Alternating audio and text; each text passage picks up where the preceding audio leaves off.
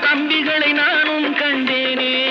அது நாடகமா, இது நாடகமா, அது நாடகமா, இது நாடகமா.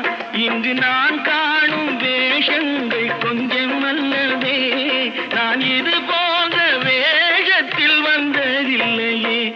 அம்மம்மா, தம்பி என்று நம்பி அவன் உன்னை வளர்த்தான்.